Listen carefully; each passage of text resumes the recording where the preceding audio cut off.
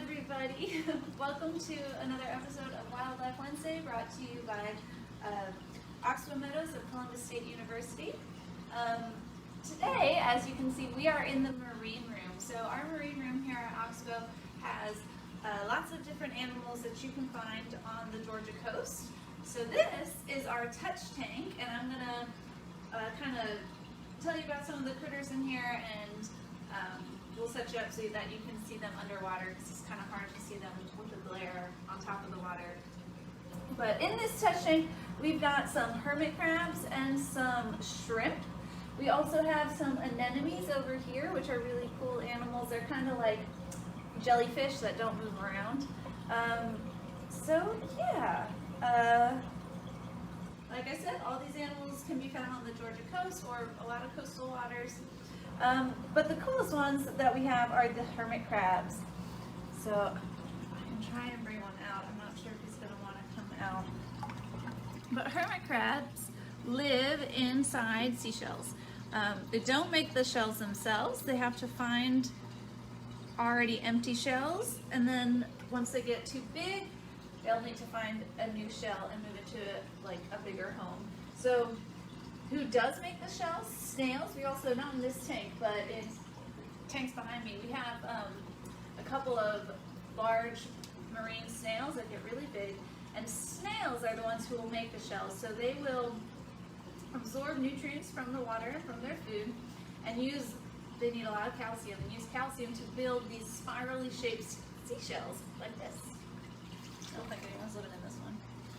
And then after a while, the snail might vacate the shell, he might pass away, and leave kind of an empty shell behind, kind of like a bone. It takes a long time to decompose. So that opens up the opportunity for hermit crabs to move in. And again, hermit crabs, they don't make their own shell, they have to find an empty one. So they have, like all crabs, they've got a hard exoskeleton that keeps them safe, except for the very back part of their body, which we almost never see because it's tucked way deep inside of that shell there. But the back part of their body is kind of squishy, and that's why they need a shell to protect them. So it's kind of like an extra suit of armor that they wear. Okay. I don't know if he's gonna come out. We might have a better bet seeing the hermit crabs once they're underwater. So hermit crabs, when you're looking at them under here, you'll probably see their little pinchers. They do have two claws. They use those for pretty much everything. For defense, they use them for looking for food, for shredding and tearing their food up. They also have these big eyes on stalks and little antennas that they use to help sense their environment. Now, right here, let's see if he's not going to freak out. This is a shrimp. Oh, there he goes. So this is a shrimp, kind of like what you would eat, but this is what they look like when they're alive. And what's really cool about these guys, well, first of all, they spend most of their time burrowed under the substrate, so you don't really see them out very often. Ours don't do that. They like to kind of prowl around. But I don't know if you saw that behavior that one did. Oh. This isn't what I was gonna talk about. It bit me. Sorry to laugh. I didn't know that shrimp could bite. Oh, that was so funny. So they have all these tiny little legs that have little pinchers at the end. They'll kind of use those pinchers to look for food. And then he thought my finger was food. I didn't know they could bite, but he sure enough pulled my finger inside his little mouth, which is right underneath. Look at him getting ready again. Right underneath here. That was so crazy. I had no idea. It didn't hurt, just by the way. It doesn't hurt when they bite. But what I wanted to show you was not that. It was the way that they can move and the way that they can swim. So you can see his little legs are kicking those, I think are called swimmerettes. I know they're called swimmerettes on a crayfish. I don't know about shrimp. But so he can kind of swim. Then if he's feeling scared, he can do this crazy move where he flips his tail under behind him and he shoots backwards. Like that. So it helps him get away from predators really fast. I still can't believe he bit me. But it's a kind of really evasive maneuver. They just tuck their tail under and it shoots them backwards so they can get out of a predator's way very, very quickly. So yes, those are some of the animals we have on this side. I'll talk about these anemones real fast because I just think they're super cool. So I said these are kind of like jellyfish that don't move around. They're very closely related to jellyfish. So they do look like flowers, but they are actually animals. They are alive. Well, flowers are too, but these are animals. And the way they work is they find something to stick their body to. So these ones are all stuck to this little brick in here. The other ones have stuck to the glass or the sides of the tank here. So they find something to stick their bodies to, and then they have this long stalk. Then you can see around here, this fluffy stuff is their tentacles. Now it doesn't hurt us if we touch them. Some anemones will hurt us if we touch them, but they're very sticky. You can touch them and they get very sticky. Then in the middle of all those tentacles is their mouth. So what they do is they kind of sit, well, they don't move, they never move, but they'll stay where they are, they'll have their tentacles out and they'll catch little particles floating in the water. Little leftover bits of food from someone else's meal, you know, whatever is floating on by. They'll catch it with those sticky tentacles and draw it into their mouth. And then it's pretty cool. The way they eat is just, they kind of just engulf their food. It just slowly disappears inside of them. And what's really crazy is they only have one opening. So that mouth, once they eat their food, that's actually the same hole that they use to go to the bathroom, which is pretty gross. So I might show you to see if we can see what that looks like. Sometimes they don't eat because we feed them here, we feed them shrimp.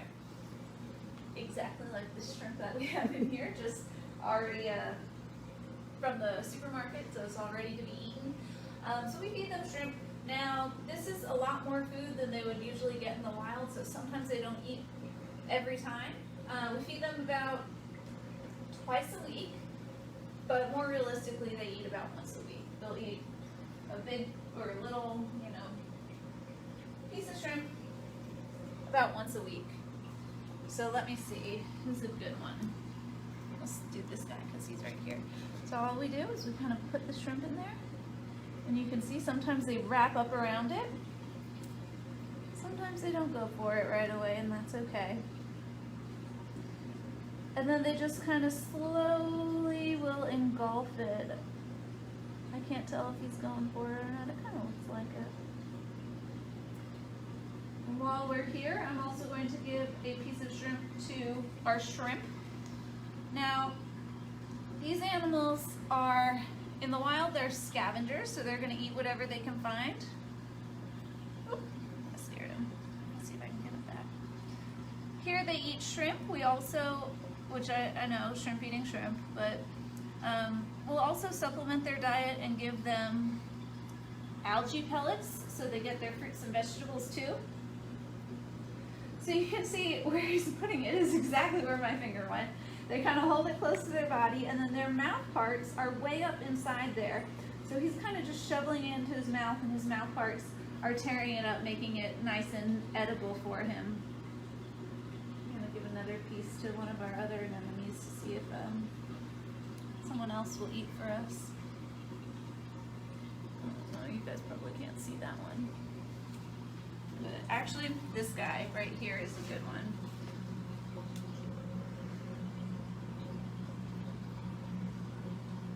So we put the shrimp right there, they grab it, and then they just kind of suck it in. That's pretty weird.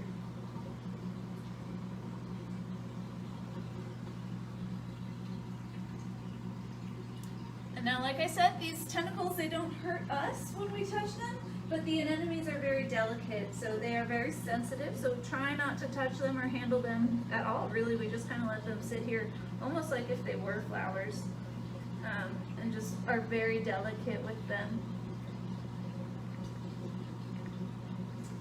All right, well, I'm gonna just finish up feeding the anemones, I guess, since I've already started. And then we'll move on to our hermit crabs. So, yeah.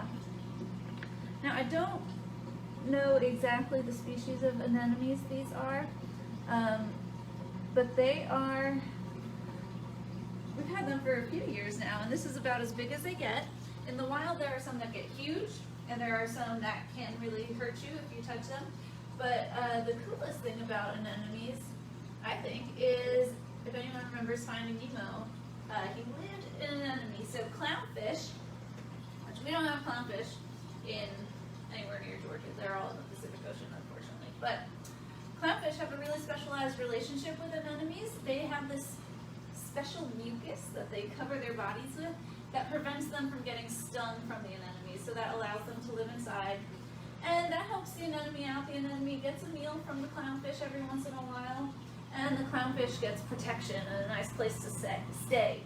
So, pretty cool relationships among those organisms. And in here, again, our hermit crabs, they have their own source of protection. They've got those shells that they have to find and carry around like a suit of armor. I'm going to see if I can pull one out and not scare him so we can kind of learn a little bit more. Oh, goodness. Oh, goodness, he's pinching me. Oh, I don't know what's with these animals today. They're like, leave me alone. Let's see. There he comes. So they kind of look like little spiders, I think. But he has those pinchers that he mostly uses for tearing up food. You can see he's got it. Now he's gonna, oh, hide. I may have scared him. So just kind of like a turtle, actually. They can kind of pull their whole bodies inside their shell. I want to see if he's gonna eat that shrimp for us. So these guys are also scavengers. They'll eat whatever they come across. They actually are really good at cleaning up dead stuff. So they'll eat, you know, whatever dead stuff they can find at the bottom of the seafloor. But so we give them shrimp here, and we also will give them algae pellets as well to give them their vegetables. And now these animals, they don't live in super deep water. They're all pretty coastal, which means that they live not too far off the coast. I don't know why he keeps doing that. He keeps coming in and getting spooked. The camera's scaring him. Maybe another one will want to come out for us.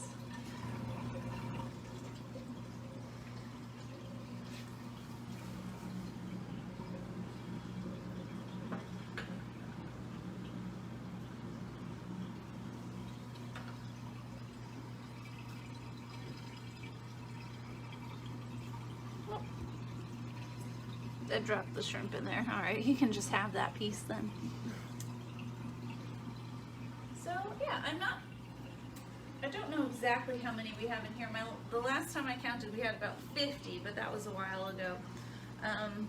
But there are a good number of them. Of course, it's really hard to tell because sometimes you don't know if it's an empty shell or if there's someone at home, and sometimes they're so good at hiding you can't even see them. Yeah, these are our hermit crabs.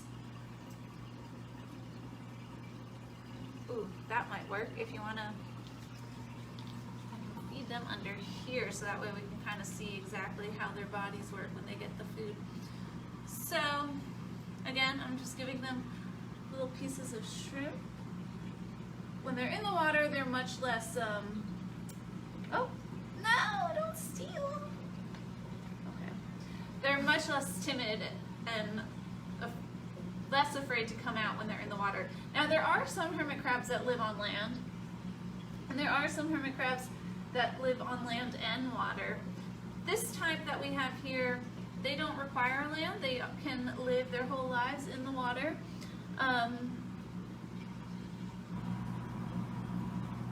But again, there are some that do come up on land, so if you've ever seen them scuttling around on the beach, that's okay.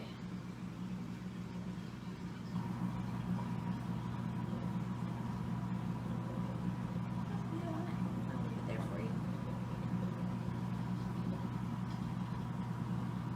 Alright, any questions? No questions? That means I've done a really good job of explaining hermit crabs. That's pretty cool. Well,